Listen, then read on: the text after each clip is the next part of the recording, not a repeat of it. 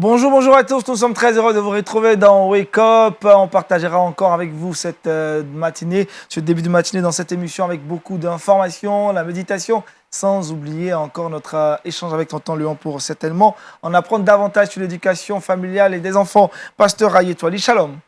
Shalom. Vous allez bien? Très bien, merci. Merci d'être avec nous ce matin. Laetitia, bonjour. Bonjour Agnel et bonjour à tous. On va bien? Ça va très bien. Gloire à Jésus-Christ, Tonton Léon, shalom. Shalom Agnel et shalom à tous nos amis. Ça va bien? Bien, super. Super. Alors avec toi, on parlera de quoi, Tonton Léon? Nous allons parler du regard de Dieu sur nos enfants. Avoir le regard de Dieu sur nos enfants. Merci Tonton Léon, avoir le regard de Dieu sur les enfants, un thème très intéressant, reste donc avec nous. Laetitia, avec toi dans Culture Actu, Trickbox, on parlera de quoi aujourd'hui? Dans Culture Actu, aujourd'hui on parlera littérature et dans le Trickbox, on s'intéressera à quelques petites techniques pour ramollir une préparation trop sèche. Donc on est dans la cuisine aujourd'hui. On est dans la cuisine aujourd'hui. Super, prenons nos différentes Bibles, il est l'heure pour nous de méditer la parole du Seigneur dans Méditation, et c'est dans Méditons ensemble.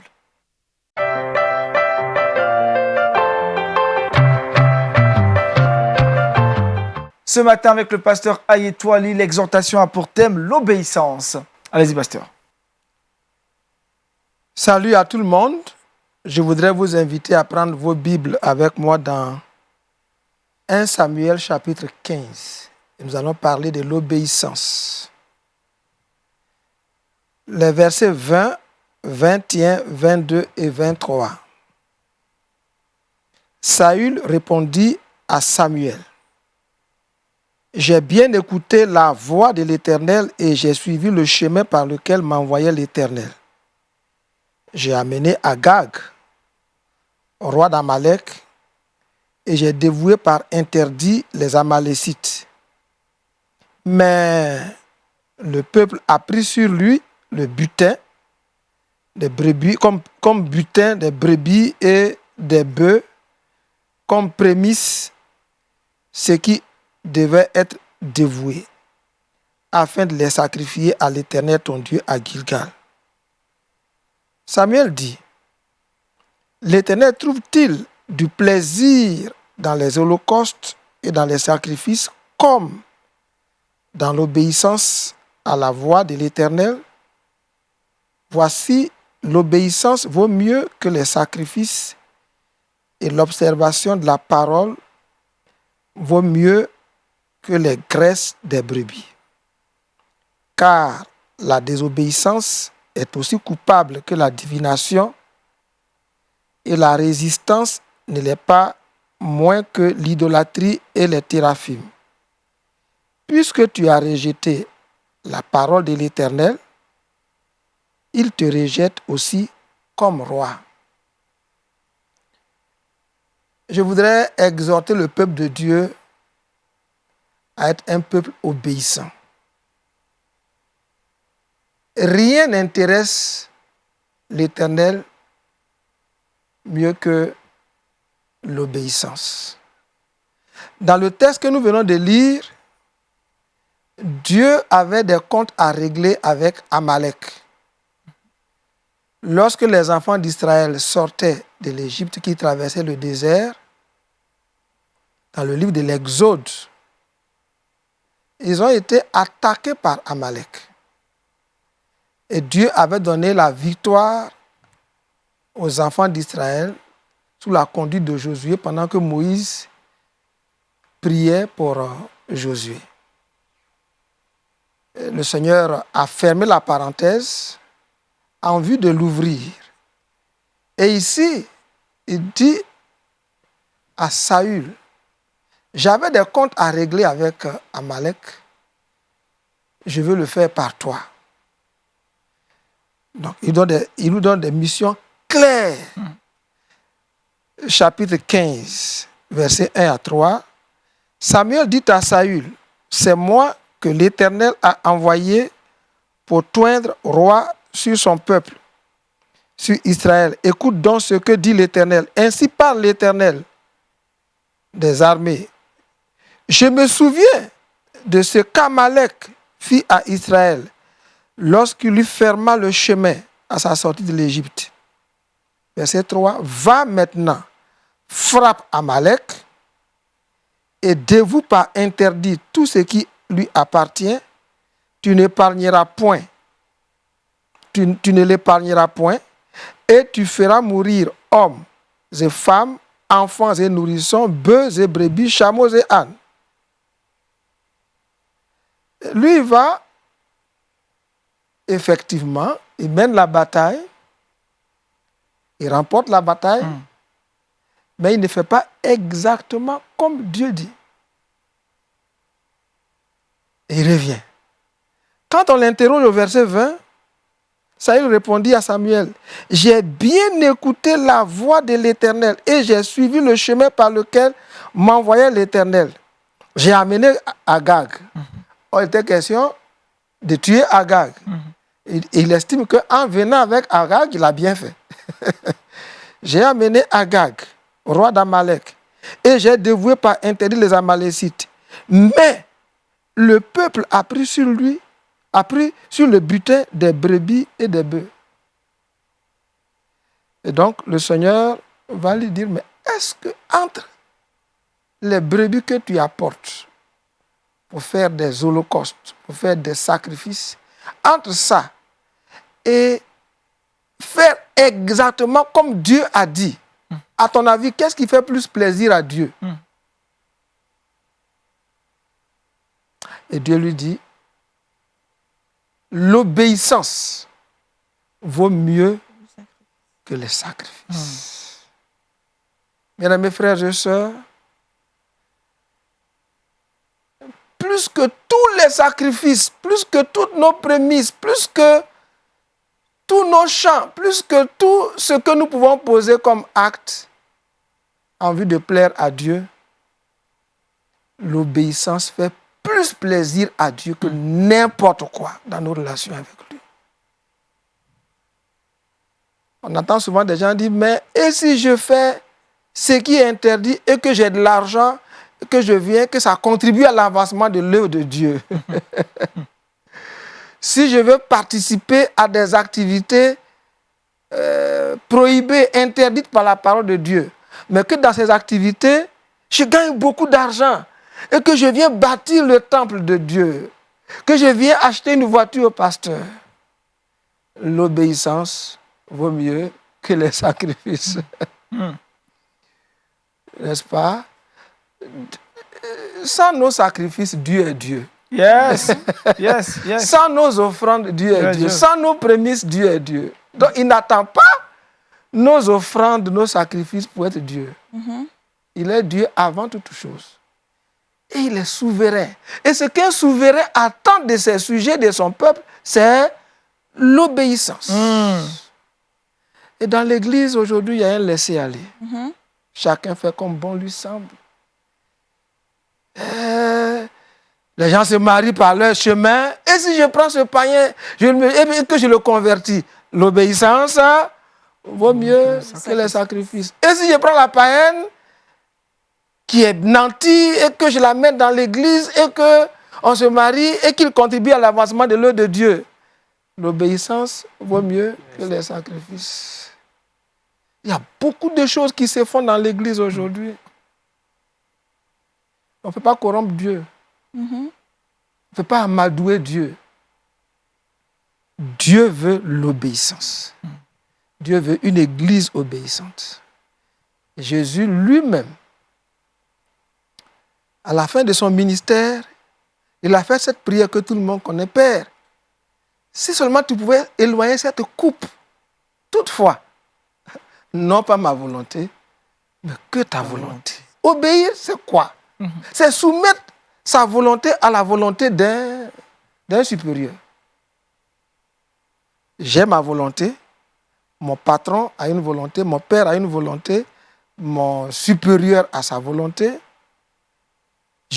Quand je soumets ma volonté à la volonté d'un aîné, à la volonté d'un patron, à la volonté d'un supérieur, j'obéis. Jésus avait sa volonté. Il a même prié. Si cette coupe pouvait s'éloigner.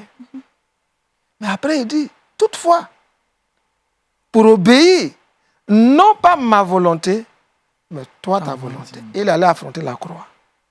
Partant de là, quelle raison avons-nous de mettre notre volonté au-dessus de la volonté de Dieu? l'obéissance vaut mieux que le sacrifice. Chacun doit toujours se demander, est-ce que je suis en train d'obéir à Dieu en faisant ce que je suis en train de faire? Parce que toute obéissance réjouit le cœur et toute désobéissance frustre le cœur. Nous tous ici, nous souvenons avoir été frustrés par un petit frère à qui on a dit « Fais ceci », il dit « Je ne fais pas ».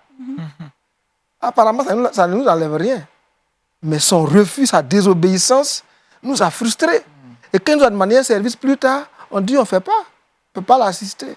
Il y a des hommes qui refusent des services à leurs épouses parce que hier, elles n'ont pas été obéissantes. Donc, on sait ce que c'est que la désobéissance, ce que ça fait comme effet sur nous. Et quand nous désobéissons à Dieu, c'est la même chose. Et c'est pourquoi je suis là aujourd'hui pour rappeler au corps de Christ que rien n'intéresse Dieu plus que l'obéissance. Car l'obéissance vaut mieux que les sacrifices. Que Dieu nous bénisse. Amen. Merci, pasteur Aye. Tonton Léon, l'obéissance, importante, tellement important. Oui, effectivement, c'est tout ce que Dieu attend de nous. Je pense que le pasteur l'a souligné. C'est à ça qu'il regarde quand il nous voit. Tout ce que nous allons faire pour lui, toutes nos acrobaties, notre zèle, notre engagement. Mais si cet élément est là, c'est comme une couronne, quoi. Pendant que le pasteur parlait, on peut mobiliser de l'argent pour l'œuvre de Dieu, mais si cet argent vient d'une source qui n'est pas pure, c'est du blanchiment d'argent. Oh, dans l'église. Oui, c'est du blanchiment d'argent, comme quelqu'un qui est dans des entreprises mafieuses et qui utilise son argent pour bénir, pour construire des maisons, pour être généreux et tout ça. C'est ce qu'on appelle le blanchiment d'argent. Et beaucoup de chrétiens font du blanchiment d'argent sans se rendre compte. Autant ne pas donner. Le Seigneur ne va pas t'en vouloir parce que tu n'as pas.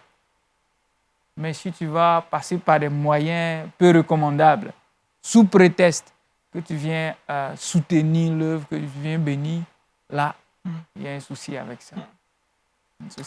Pasteur Aye, vous avez fait une remarque. Est-ce que ce message de l'obéissance est aujourd'hui prêché dans nos différentes assemblées? Non. Il n'y a pas d'obéissance. Et c'est un appel à l'obéissance que je lance parce que, comme on le disait, toute action dans la désobéissance est sans valeur. Ça n'a aucune valeur devant Dieu. Ça, il est venu avec des brebis. Mais qu'est-ce que je vais faire avec ça?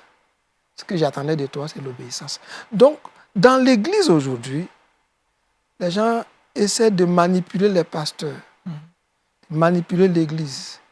Ça ne marche pas. Avec Dieu, on peut manipuler les hommes, on peut manipuler le conseil de l'Église, on ne peut pas manipuler Dieu. Or, tout ce que nous faisons, nous voulons réjouir le cœur de Dieu. Nous voulons réjouir le cœur du Père. Les hommes peuvent nous approuver. Ceux qui sont venus avec les animaux, ils ont été approuvés. Mais Dieu dit, moi, je n'approuve pas ça. C'est à moi que vous voulez faire ces sacrifices. Ne m'intéresse pas parce que ce sont des sacrifices faits dans la désobéissance.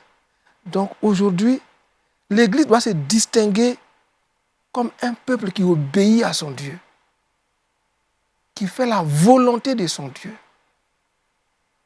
qui choisit de faire la volonté de Dieu, même si ça doit conduire, si on doit subir des conséquences, il vaut mieux faire la volonté de Dieu, souffrir en faisant la volonté de Dieu, que d'être à l'aise et être désapprouvé par Dieu. Oh. Mais pasteur, l'obéissance, oui, telle que expliqué ici, est-ce qu'on ne pourrait pas considérer l'obéissance comme étant aussi un sacrifice? Comme Christ à la croix, c'est un sacrifice. Oui, c'est un sacrifice. C'est un sacrifice de soi. Quand je sacrifie ma volonté pour faire la volonté de Dieu, c'est un sacrifice. C'est pourquoi Dieu aime cela. Mais maintenant, quand on désobéit et qu'on veut maintenant amadouer Dieu avec le fruit de notre désobéissance, Dieu dit que ce sacrifice ne l'intéresse pas. Est-ce que cette désobéissance dont on parle ici n'est pas parfois une désobéissance de l'ignorance? Non. Parce que... Est-ce qu'on désobéit volontairement? Oui, On connaît oui, la volonté oui, puis on oui, décide d'aller à gauche. Oui. Beaucoup de... J'ai cité des cas de jeunes filles qui se sont mariées à des païens. C'est pas par inadvertance qu'on s'est marié avec un païen. C'est d'une manière volontaire qu'elle fait. C'est volontaire. Volontaire. Et c'est ce courant de faire des choses pour provoquer Dieu en pensant que Dieu est un Dieu d'amour. Mais Dieu est aussi un Dieu de justice, un Dieu de rigueur, un Dieu avec qui on ne peut pas tricher. Ou bien on marche selon ses règles et on est couronné, ou bien on ne marche pas selon ses règles et on est disqualifié.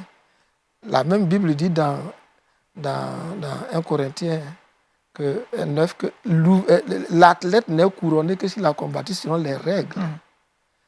Donc, c'est un appel, c'est une exhortation, un encouragement à l'obéissance.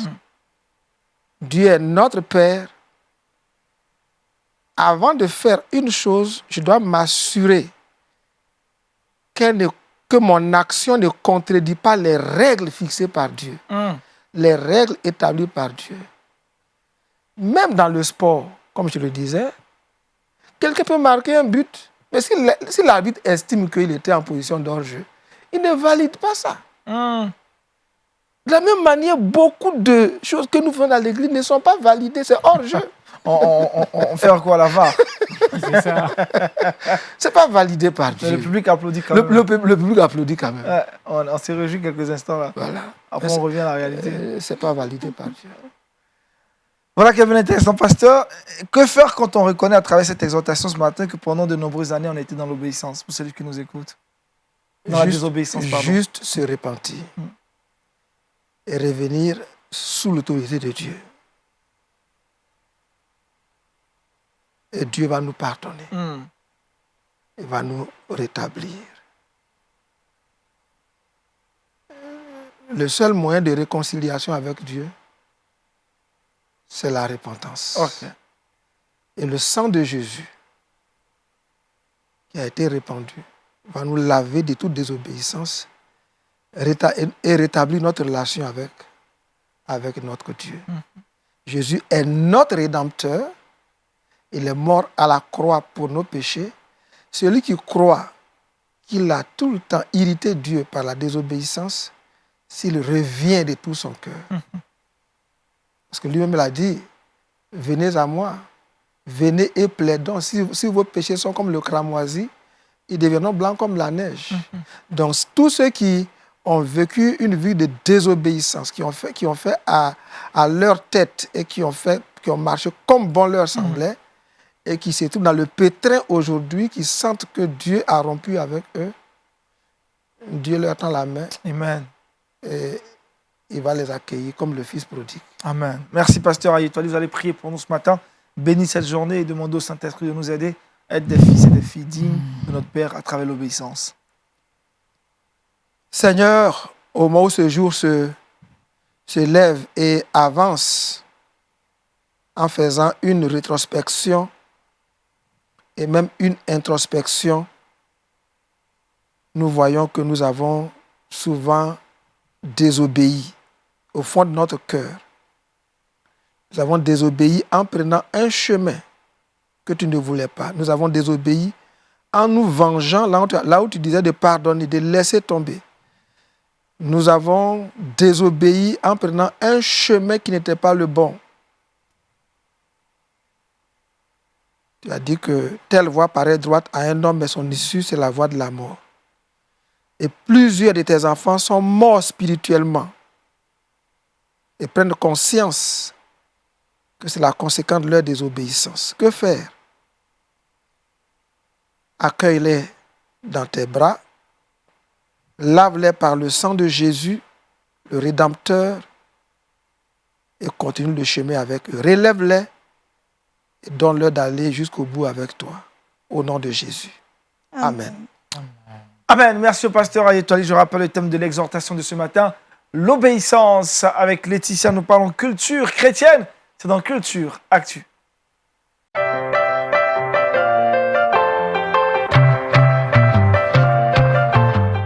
Avec Laetitia, aujourd'hui, dans Culture Actu, on parle littérature, n'est-ce pas, Laetitia? Effectivement, Agnel. Aujourd'hui, on parlera de littérature et on va se pencher sur un ouvrage qui est spécialement dédié aux enfants dès l'âge de 5 ans, autour de la Bible en famille. Est-ce que ça te dit quelque chose? Oui, c'est clair, hein, même mes invités le savent maintenant. C'est un ouvrage qui doit parler de méditation. Effectivement, cet ouvrage-là parle de 80 méditations pour aider nos enfants à pouvoir lire et étudier la Bible, car aujourd'hui, c'est très, très important que dès le bas âge, nous, en tant que parents, voilà, on apprenne déjà certaines valeurs bibliques, certains fondements très, très importants à nos différents enfants à la maison. Alors, c'est un livre qui est plein de couleurs, comme ce sont pour les enfants, les tout petits, plein de couleurs avec de jolies illustrations, de très belles illustrations, voilà, qui vont permettre à nos enfants de pouvoir être intéressés, de pouvoir s'intéresser à la lecture de la Bible. Ce qui a suscité l'intérêt de cet ouvrage, l'auteur a voulu exprimer au travers de toutes ces méditations-là différentes thématiques, hein.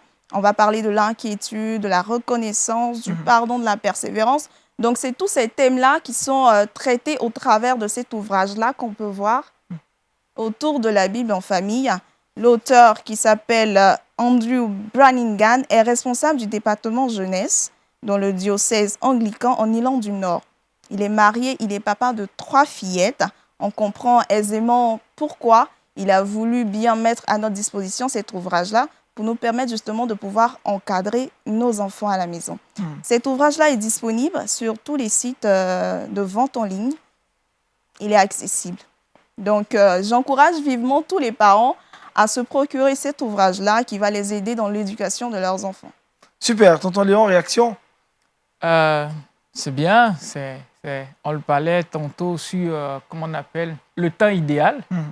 C'est le temps idéal pour intéresser la Bible à nos enfants. Et quand c'est illustré, les enfants apprennent parce qu'ils voient, parce qu'ils touchent, parce qu'ils entendent. Et avec la couleur, la parole de Dieu devient accessible. Ce n'est pas ce gros livre noir avec des petites écritures noires sur une page blanche. Très souvent, c'est cette image-là qui leur reste. Oui. Donc, quand c'est illustré avec des histoires, ça leur reste. Et puis, bon, ça crée déjà une soif, un amour pour la parole de Dieu. Et pendant qu'ils grandissent, on va pouvoir leur donner la parole un peu plus consistante. Donc, c'est assez super comme outil. Et ça aidera aussi les parents parce que très souvent, les parents se disent comment je veux bien méditer la parole de Dieu avec mes enfants, mais je manque de moyens. Et comment, voilà. Ouais. Donc, c'est une ressource que les parents peuvent acquérir et accompagner leurs enfants à la passion de la parole de Dieu. Voilà, qui est clair. Pasteur, on parle d'obéissance, mais il faut obéir à une parole. Les enfants doivent déjà être initiés très tôt. Oui. Le problème, c'est que beaucoup de parents eux-mêmes ne méditent pas. Donc, il faut trouver un mécanisme pour amener les parents à obéir à cette disposition de la parole qui dit que ce livre de la loi ne s'éloigne point de ta bouche, médite-le jour et nuit. Et quand le parent voit l'importance de la méditation, alors il cherche à ramener la méditation au niveau de l'enfant qui ne peut pas comprendre le contenu du livre noir. Alors, il pourra bien adapter. Donc, nous encourageons les parents eux-mêmes à comprendre que méditer est une nécessité. Et il faut obéir à la parole de Dieu qui nous demande de méditer la parole de Dieu. Et encourager les enfants à le faire. Et ce manuel, il pourra aider les parents qui veulent aider leurs enfants à bien méditer. À bien méditer. Rappel du titre de l'ouvrage? Autour de la Bible en famille. Merci Laetitia. On retrouve maintenant Tonton Léon dans le Kids Time. C'est maintenant les amis.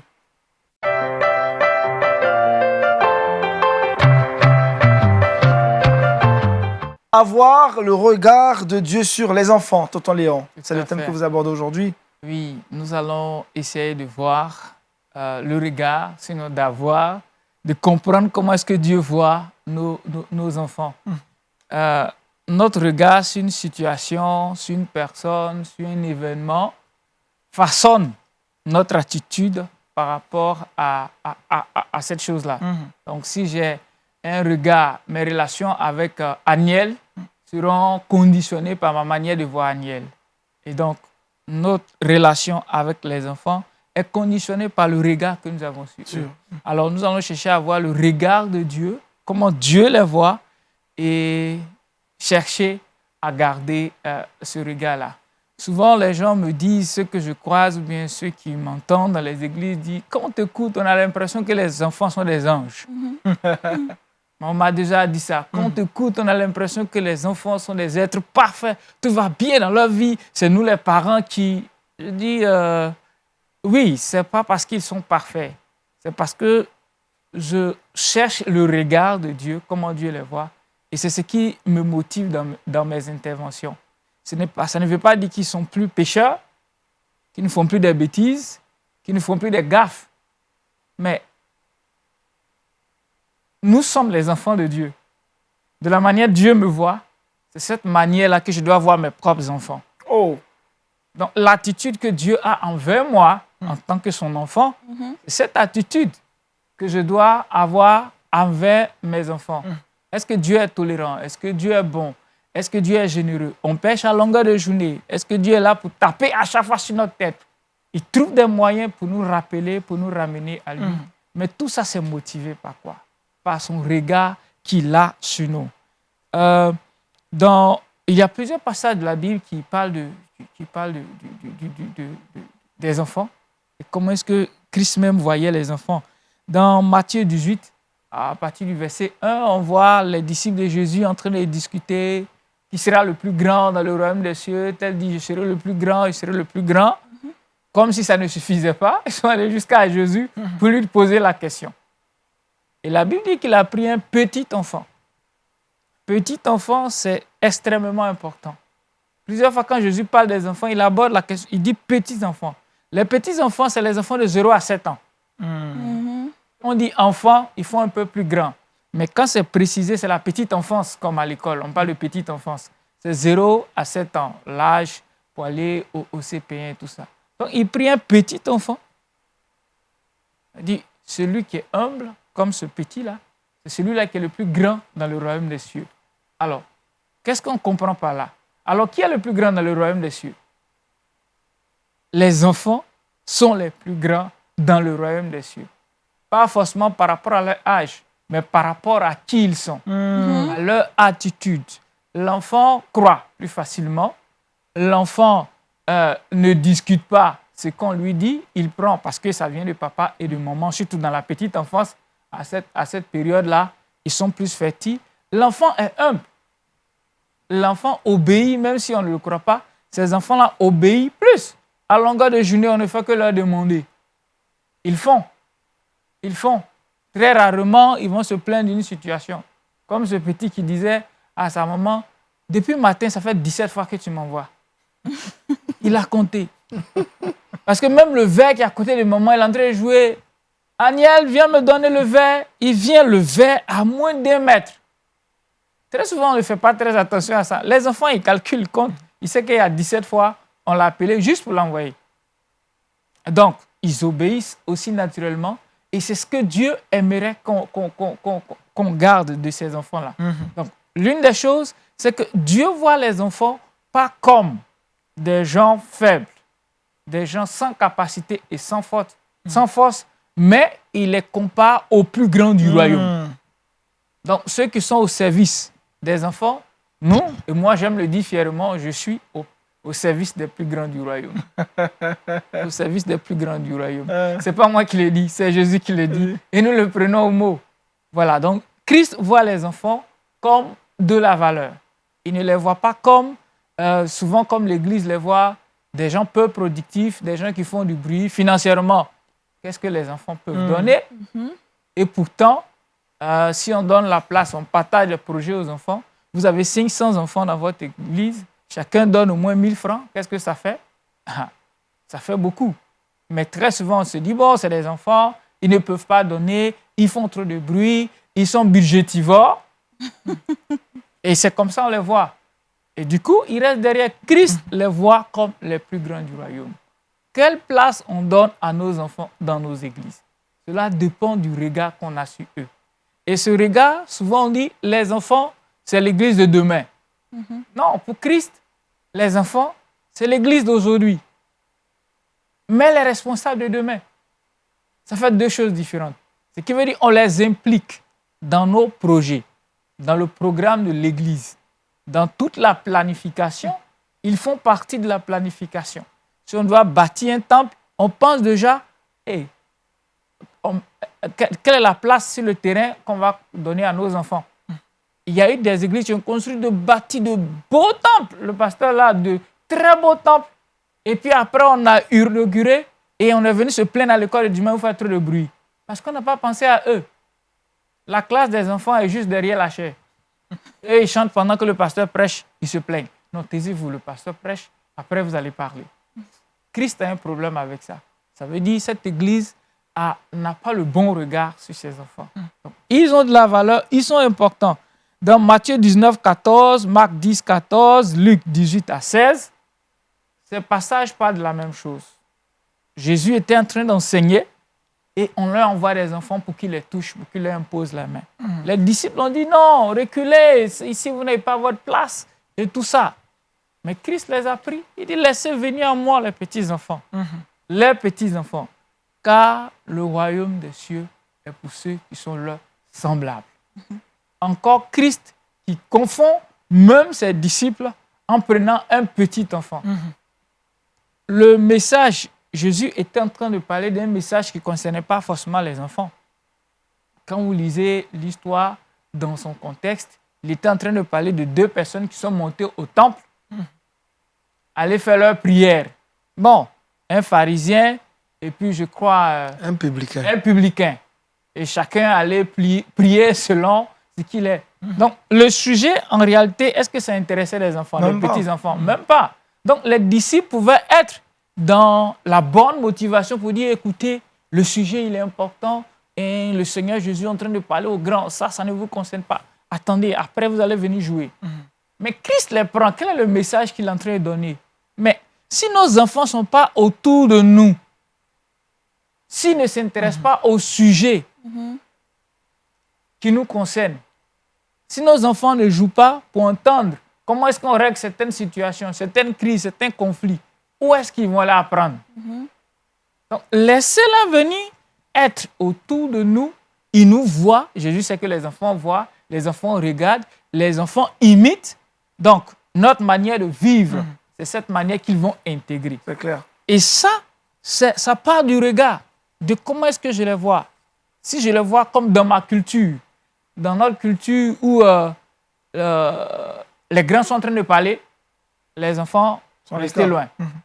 À quel moment ils vont apprendre la sagesse? C'est vrai, il y a des sujets assez complexes où les enfants ne doivent pas quand même être là, écouter et tout ça.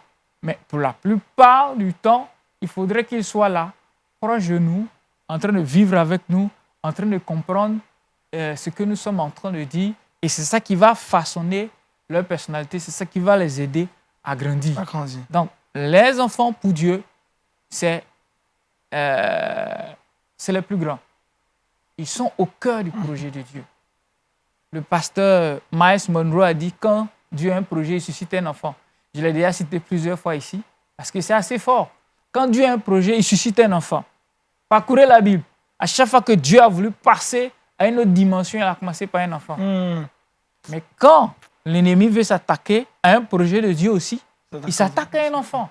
Donc les enfants sont au cœur du combat spirituel.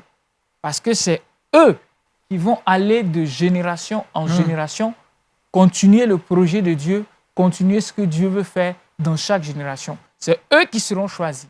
Donc, quand on les voit comme ça, quand on les voit comme une ressource importante, quand on les voit comme l'Église d'aujourd'hui, mais l'avenir de demain, les diacres, les pasteurs, les dirigeants de demain, c'est aujourd'hui qu'il faut investir.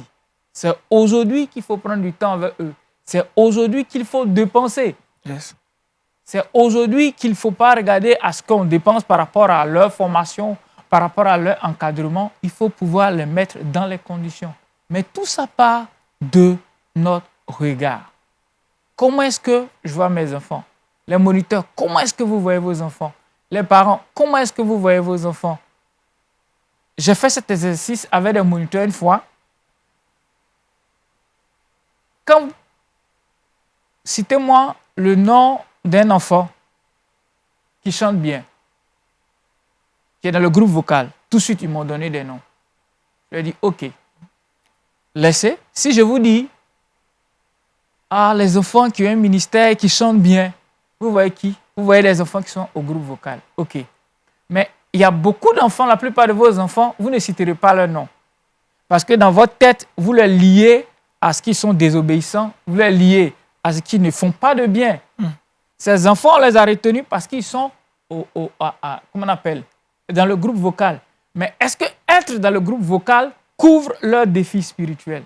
Non. Donc, comment est-ce que je les vois?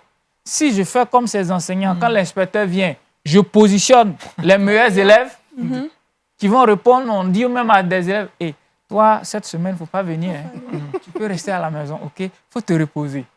Parce qu'on ne veut pas que cet enfant nous compromette. Est-ce que c'est comme ça qu'on voit ces enfants? Or, cet enfant a besoin d'apprendre. Quel est notre regard? Est-ce qu'on est généreux avec des enfants parce qu'ils ont de meilleurs résultats et on couvre leurs bêtises? Est-ce qu'on récompense des enfants à l'église qui ont récité tous les versets et pourtant tous les enfants n'ont pas eu l'occasion de réciter des versets? Donc, comment est-ce qu'on les voit? Ça, c'est la performance. C'est axé sur les résultats. Ce n'est pas axé sur leur vie. On a vu des enfants être très performants à l'école de dimanche, réciter, chanter, prêcher. Et puis les mois qui ont suivi, ils sont venus avec une grossesse. Tout le monde était surpris. Mais c'était les anges. Nos enfants ne sont pas des anges. Tout comme nous ne sommes pas des anges. Dieu nous voit comment? Comme ses enfants, créés à son image et à sa ressemblance. Et ce qui importe Dieu, ce n'est pas tant ce que nous faisons, mais qui nous sommes. Yes. Et c'est parce que nous sommes qu'il est venu mourir à la croix et qu'il a mis en place le moyen pour que lorsque nous allons nous éloigner de lui, nous puissions revenir. Ça façonne tout le regard de Dieu sur nous. Et en tant que parents, en tant que leader, en tant qu'encadreur de jeunes, c'est ce regard que nous devons avoir.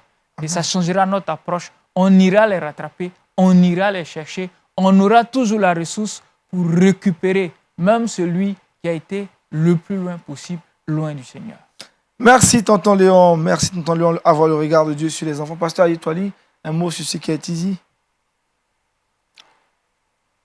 Moi, je voudrais plutôt encourager les parents que nous sommes à prier, demandant à Dieu de nous aider à voir nos enfants comme il les voit. Amen. Amen. Seigneur, aide-nous à voir les enfants, nos enfants comme tu les vois. Voilà. Pour aller dans le même sens, le regard de Dieu. Parce que nous sommes toujours tentés de voir les enfants comme nous, on veut les voir. Et surtout ce qui nous montre. Et ce regard n'est pas fameux. Hein? Mais si on veut être honnête, dans nos églises aujourd'hui, du moins pour certaines églises que je connais bien, la plupart des membres du groupe musical, que ce soit le pianiste, le batteur, les chanteuses, les chantres, presque à 95%, c'est les enfants à qui on disait hier, taisez-vous, vous faites du bruit. Mais aujourd'hui, ils sont devenus grands, ils occupent des responsabilités dans l'Église. Donc il vaut mieux y penser plutôt en se disant, ceux-là, on s'est investi en eux pour qu'ils nous aident dans le ministère. Yes. Si on pose un mauvais fondement, ils vont nous décevoir demain. C'est bien dit en tout cas, pasteur. Merci. Merci encore à tonton Léon. Je rappelle le thème, avoir le regard de Dieu sur les enfants. Retrouvons Laetitia dans le Trickbox. C'est maintenant.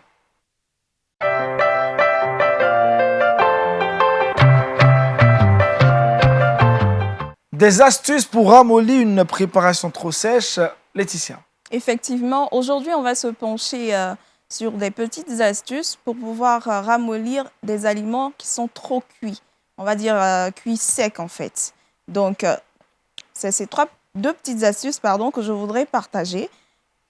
Premièrement, pour la volaille, il va suffire de pouvoir mettre un peu de beurre sur l'aliment qui est trop cuit. On va dire sur la viande qui a trop séché, on va mettre un peu de beurre. On va l'emballer avec le film alimentaire, laisser poser 10 petites minutes et on se rendra compte que la viande est devenue toute molle. Pour le poisson, on va juste mettre des courgettes. On va découper la courgette en fines lamelles qu'on va mettre sur le poisson et on va l'emballer avec du papier aluminium. Quelques instants et on verra également que le poisson est devenu beaucoup plus mou, beaucoup plus doux. Il sera intéressant dans nos papilles. Voilà. Donc aujourd'hui, lorsque nous allons cuisiner, si par inadvertance, notre aliment, notre viande ou notre poisson est devenu un peu trop sec, aujourd'hui, on a deux petites techniques pour pouvoir ramollir notre aliment. Premièrement déjà, on va mettre du beurre sur la viande, emballé avec du papier film, le film alimentaire. Laissez poser 10 minutes et le tour est joué. Pour le poisson également, on va mettre des courgettes là-dessus, emballées avec du papier aluminium et ça sera bon. Donc aujourd'hui, c'est ces deux petites techniques-là que je voulais partager avec vous.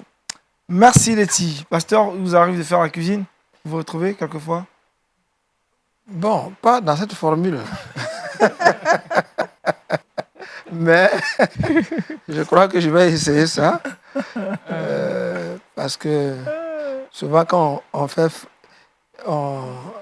Il y a une dame là, une de mes filles, qui me donne souvent de la viande. Et puis, on n'avait pas la technique. Au moment de manger la viande, on se rend compte qu'elle est sèche et puis elle est très dure dans la bouche. Donc, on va utiliser la... On met du beurre dessus. On met du beurre dessus avec un film alimentaire. Voilà. Merci. 10 minutes et c'est bon. En tout cas, c'est bon. Attends, Léon. Oui, j'ai envie de demander à Laetitia, c'est quand on sert déjà? Bientôt les 10 minutes sont... Elle nous a fait rêver. Ah, d'accord, ok. Laetitia, le verset boussole. Philippiens 2, verset 8. Il s'est humilié lui-même, se rendant obéissant jusqu'à la mort, même jusqu'à la mort de la croix. L'obéissance vaut mieux que les sacrifices. Le pasteur Aïe-Toali nous a fortement instruit sur cette thématique ce matin. Merci également à tonton Léon. Avoir le regard de Dieu sur les enfants, thème qu'on a donc abordé dans la tranche du Kids Time. Merci à tout le monde. Merci à Laetitia, à toute l'équipe de production, de réalisation de Wake Up. Ce fut encore un moment merveilleux qu'on a passé avec vous. Rendez-vous est pris demain, même heure, même chaîne sur Lumière du Monde Télévision. Bonne suite de programmes sur LMTV. La vie chez vous. Au revoir.